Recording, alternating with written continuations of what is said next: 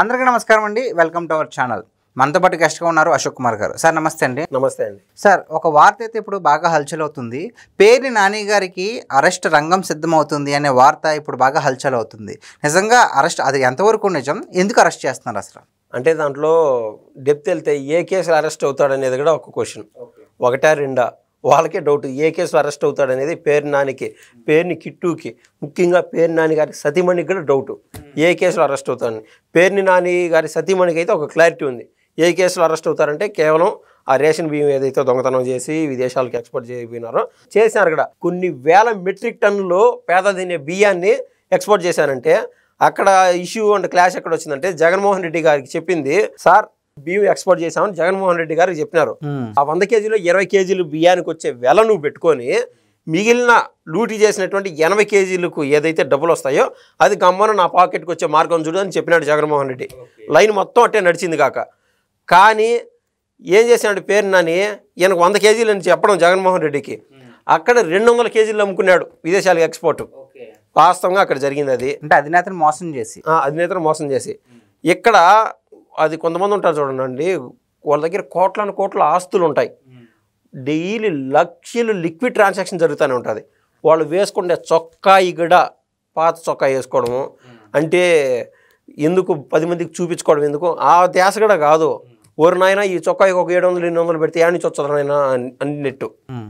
ఆ విధంగానే పేరుని నాని ఏం చేశాడంటే వాళ్ళ భార్య పేరు మీద దాదాపు 2 ఎకరాల మేర ఒక లీజు భూమిని తీసుకొని అక్కడ పెద్ద గోడౌన్ కట్టి, అప్పుడు పౌర సరఫరాల శాఖ మంత్రి అయినటువంటి కొడాలి నాని ఆయన దగ్గర పర్మిషన్ తీసుకొని గవర్నమెంట్ నుంచి వీళ్ళు రెంట్ వేయించుకునేవాళ్ళు. గవర్నమెంట్కి లీజ్ ఇస్తారు కదండి, అది అంటే ఆ యొక్క రేషన్ బియ్యం మూటలన్నీ పెట్టేదానికి గవర్నమెంట్ నుంచి లీజు కొట్టేవాళ్ళు. దాంతోపాటు అక్రమంగా 1000 బస్తాలు ఇక్కడ వచ్చి చేరేటి దాన్ని కూడా లూటీ చేస్తూ వచ్చారు. సో ఈ వ్యవహారంలో పాపం ఆవిడ ఏంటంటే పేర్ని నాని గారి సతీమణి ఆవిడ పేరు మీద పెట్టారు.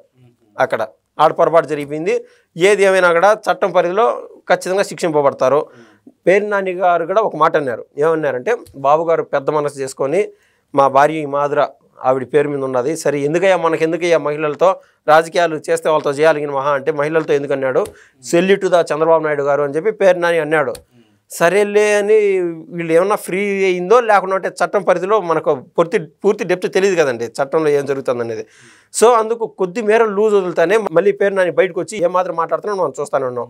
సరే వాళ్ళు మాట్లాడినారు అని చెప్పి వీళ్ళు కక్షపూర్తిగా ఏదో కేసులు పెట్టడం ఈ విధానం చేయరు. ఈ టీడీపీ వాళ్ళు కానీ జనసేన కానీ ముఖ్యంగా నరేంద్ర మోడీ, బాబు గారు, పవన్ కళ్యాణ్ గారు ఈ కాంబినేషన్లో ఇటువంటి పరిస్థితులు ఎప్పుడు తీసుకురారు. ఖచ్చితంగా వాళ్ళు తప్పు చేసింటేనే వాళ్ళు శిక్ష అర్హులు అవుతారు. సో ఇదొక క్రమం. తర్వాత పేర్ని నాని చేసినటువంటి కొన్ని తప్పులు కాదు, ఇంటెన్షనల్ క్రైమ్స్ లేదా ఇంటెన్షనల్గా దాన్ని లూటీ చేయడం అంటారు.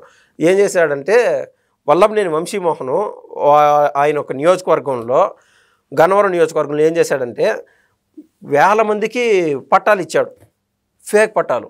అదో మీకు పలానా చోట భూమి మళ్ళీ ప్రభుత్వం లేకుండా వస్తే మనం ఇల్లు కట్టుకోవచ్చు, మీకే తీసుకోండి, డబుల్ బెడ్రూమ్ ఇల్లు, బాత్రూమ్ కింద ఇన్ని గజాల స్థలం వస్తుంది, దీనికి ఇన్ని గజాల స్థలం వస్తుంది అని చెప్పి డూప్లికేట్ పట్టాలు పనిచేశారు.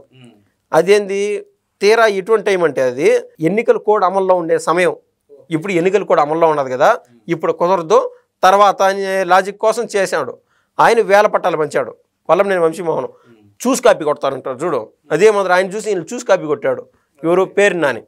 పేర్ని నాని కొడుకు పోటీ చేర్చాడు. ఇప్పుడు మొన్న ఎలక్షన్స్లో పేర్ని కిట్టు దగ్గర వాళ్ళ తాత పేరే పేర్ని కృష్ణమూర్తి, అదే పేరు పెట్టుకొని పేర్ని కిట్టు అని ముద్దుగా పిలుచుకుంటూ ఉంటారు. ఆ కిట్టు దగ్గర 10,000 కుటుంబాలకి పట్టాలు పంచారంటే మీరు అర్థం చేసుకోండి. ఒక్కొక్క కుటుంబంలో తక్కువ 4 ఓట్లు 6 ఓట్లు తీసేసాం కదా, 3 ఓట్లనే ఇవ్వడమా ఒక్కొక్క కుటుంబంలో? వాళ్ళు మనకి ఇల్లు కల్పించారా స్వామి అని చెప్పి కనీసం కృతజ్ఞతగా ఒక పూట అన్నం పెడితేనే ఎవరైనా కావచ్చు, మనకు వాళ్ళతో ఏదైనా శత్రుత్వం వస్తుంది, వాళ్ళని అనడానికి కూడా మనకు మనసు రాదు. ఒకనొక సమయంలో ఒరే ఆకలితో ఉన్నప్పుడు అన్నం పెట్టాడు అని అట్టాడిది మనకి ఇల్లు కట్టించినాడరా, లేకుంటే మనకి ఇల్లు పట్టాలు ఇచ్చాడు, మనకు ఆ భూమి కల్పించాడు అన్నప్పుడు ఖచ్చితంగా ఓట్లు గుద్దిపారం వస్తారు. 2 ఆప్షనే లేదాడ. వాళ్ళు ఏ పార్టీ వాళ్ళైనా కావచ్చు, గతంలో వ్యవహార శైలిలో డెప్త్ అది టీడీపీకి సంబంధించిన ఊర్లు కొన్ని ఉంటాయి, జనసేనకు సంబంధించిన ఊర్లు కొన్ని ఉంటాయి, క్యాస్ట్ బేసెస్ ఉంటాయి, ఎకానమికల్ బేసెస్ ఉంటాయి, రకరకాలు. టీడీపీని దాటి పక్కన వాళ్ళు ఓట్లేరు. అటువంటి ఓట్లన్నీ లూటీ చేసే విధంగా ఏది ఫేక్ డాక్యుమెంటేషన్ పెట్టి తర్వాత మనం చూస్తాం, మీరు సోషల్ మీడియాలో చక్కర్లు కొడతా ఉన్నాయి వీడియోలో, ఆ ఫేక్ డాక్యుమెంట్స్ ఏదైతే ఇళ్ల పట్టాలు తీసుకొచ్చి వాళ్ళు లబోదివ్వమంటున్నారు. అయ్యా మిమ్మల్ని నమ్మి మీకు ఓటేసాము, మా కర్మ, మా ఏదో అంటారు చూడ, ఆ పదం వాడకూడదు, నేను వాడదలుచుకోలే, మేము కొట్టుకోవాలంటారులే పలానా పదం వాడి ఆ పరిస్థితి మాకు కల్పించారు. ఆ మేర అంత మోసం చేయడం ఏంది? ప్రభుత్వంలో ఉండి అది మాజీ మంత్రి అయింది, ఆ మేర మోసం చేయడం ఎందుకండి? అంటే తప్పు చేస్తున్నప్పుడు తెలియట్లేదండి, ఈ రోజు కాకపోయినా రేపైనా దొరికిపోతాం కదా అని. మరి ఎలా మేనేజ్ చేద్దాం అనుకున్నారు అసలు వాళ్ళు? మంచి క్వశ్చన్. మీకు తెలియదే ఉండదు, అందరూ అంతే. ఒక పేరు నాని కాదు, వల్లంనేని వంశీమోహన్ కాదు, కొడాల నాని అయితే ఇసుకాసురుడు ఆయన కాదు, 2,20,00,000 కేవలం బయటికి కనిపించింది విడుదల రజనీ కావచ్చు. వీళ్ళందరూ ఏంటంటే నెక్స్ట్ 30 ఏళ్ళలో జగన్మోహన్ రెడ్డి గారు ప్రభుత్వంలో ఉంటారు. ఇది బోయపాటిది ఒక సినిమా ఉంటుంది, ఆయన మ్యాక్సిమం సినిమాల్లో కొంచెం ఈ విజువలైజేషన్ ఉంటుంది. ఎట్లా మాకు ఎదురొచ్చే దేవుడు తగిలే దేవుడు అని చెప్పి జగపతి బాబు ఉంటాడు, లెజెండ్ సినిమా దాంట్లో. అంటే ఆయనకి ఎదురుగా పోయి ఎవరు వాళ్ళకు ఆపోజిట్లు ఓట్లు వేసేది అనుకు ఉండదు. ఆ పరిస్థితి కల్పించారు గతంలో జగన్మోహన్ రెడ్డి గారి ప్రభుత్వంలో. 151 మంది ఎమ్మెల్యేలు ఉన్నారు. పొరపాటున ఈసారిగా ఎలక్షన్లో అటు ఇటు అయ్యి కూడా ఓడిపోయినా కూడా 30 సీట్లు పోతాయి. 151 సీట్లలో 30 సీట్లు పోతాయి.